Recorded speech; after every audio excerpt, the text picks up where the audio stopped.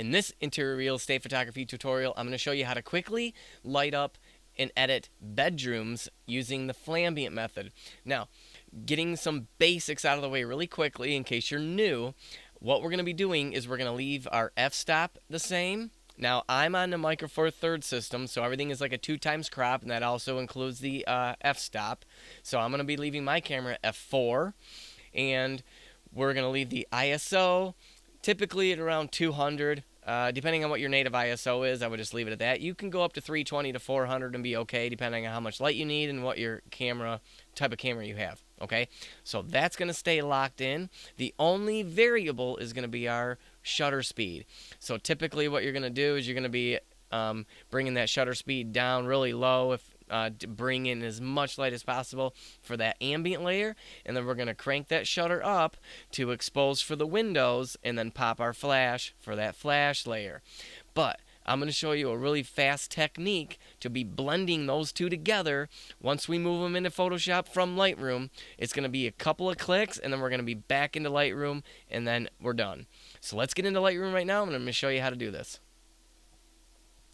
Alright, so like I said, we're going to be working on bedroom images.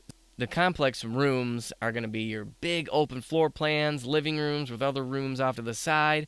Those might take a little bit more time on site, but typically once you get to the bedrooms, it's going to be setting up your composition and quickly shooting your ambient layer, which we're looking at right now, and then racking that shutter up and then firing a flash.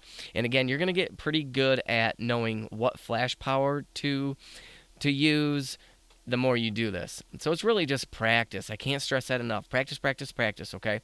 So here is our ambient layer. Nothing has been done to it.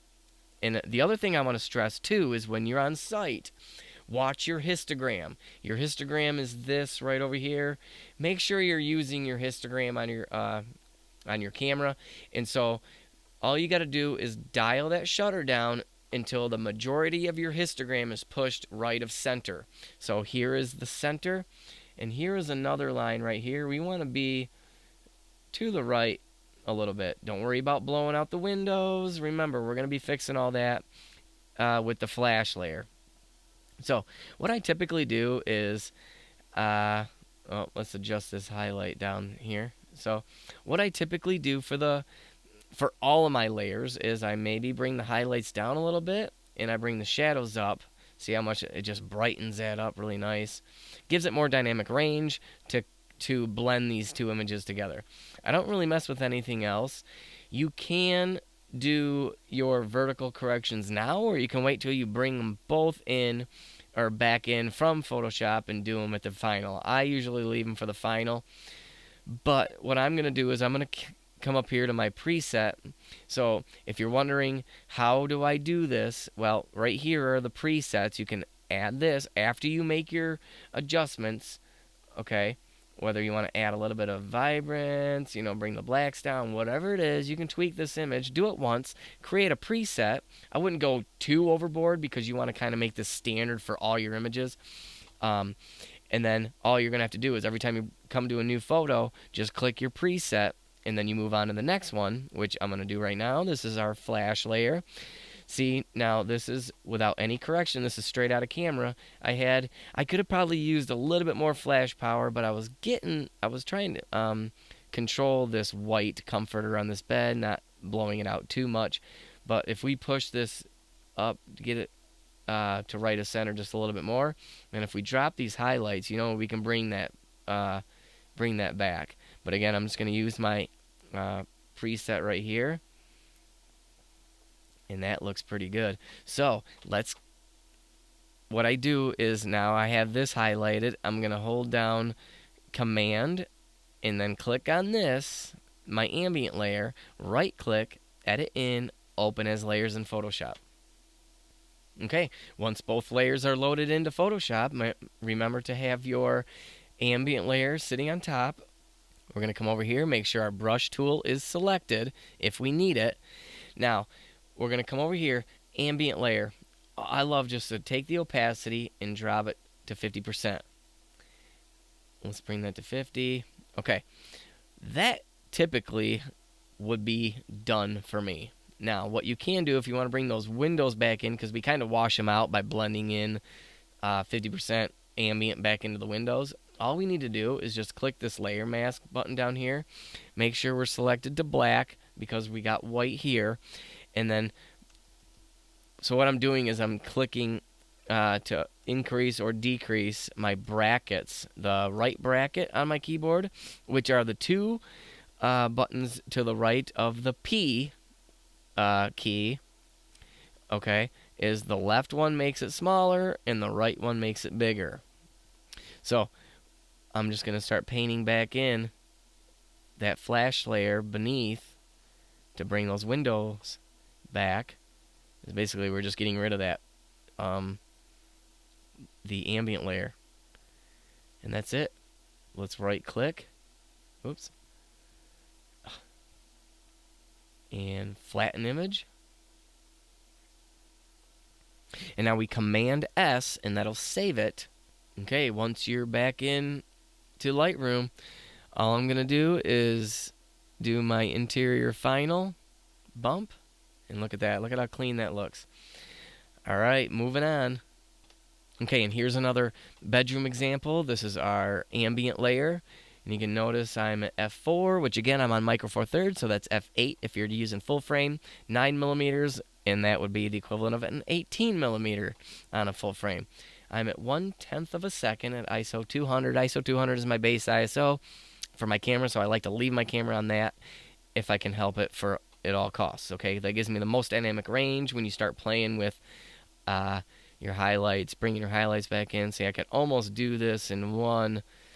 If I had a little bit more dynamic range, we could probably pull that window view back in and be done with it on certain listings, but we like to make those windows look a little bit better. That's why we use flash, and we color correct too.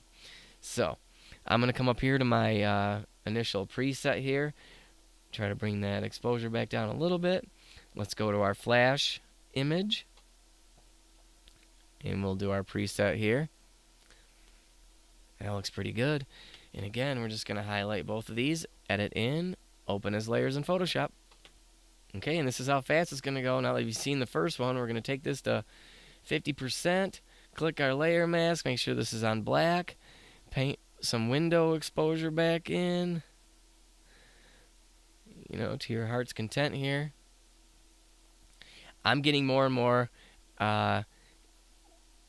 where I like the look of just a clean window pull, nothing too drastic, you know, just more of a subtle window pull, if that makes sense. I really don't do window pulls. I think it's just a waste of time, to be honest with you. And for most listings, it's not necessary. So again, right click, flatten image, Command S to save it, back into Lightroom. Let's do our final bump, interior final. There you go. And here's another trick that I like to do is once I have finalized an image and I want to move on to the next one, I will just flag it by hitting the very top left button on my keyboard, the one that is to the left of the number 1. That will automatically flag it. Alright, so there you go. There's a simple method of taking that 50% ambient layer down and then just blending back in some of the flash image for your window pulls, and then you're done. Okay, so again, let's review for your camera settings, because I get this question a lot about what the camera settings should be. And again, the only variable is going to be your shutter speed, depending on how much light needs to be let in. Again, it depends on the room, how much light is in the room. Bring that shutter speed down. Keep the histogram as your guide, how much light. The bulk of the image needs to be right of center for that proper exposure. Again, don't worry about blowing out light, fixtures, or windows. We correct that with the flash layer. We can blend that back in. But typically, you want to have a nice blended image to where you drop that ambient layer to 50% and you're done. Because you got to remember that you're on site for an hour or so, and you're going to be taking anywhere from 30 to 40 images with the exteriors included in that. So you don't want to be on site very long. So if you get 3-4 listings in a day, that's, you know, when if they're not too spaced out from each other, you're looking at a good 5-6 hour day, and that's good living, you know. So say you charge $200 a listing, there's $600 to $800 a day that you're making on just 3 listings, working 6 hours a day. So it is possible, but you got to practice and make sure your workflow is moving so you're not spending, time is money. The longer you take, the less you make. So hit that subscribe button. We got more tutorials launching every week. So if you have any questions, please leave a comment. I'm going to answer every single question. I'm here to help you. We'll see you in the next video. Bye-bye.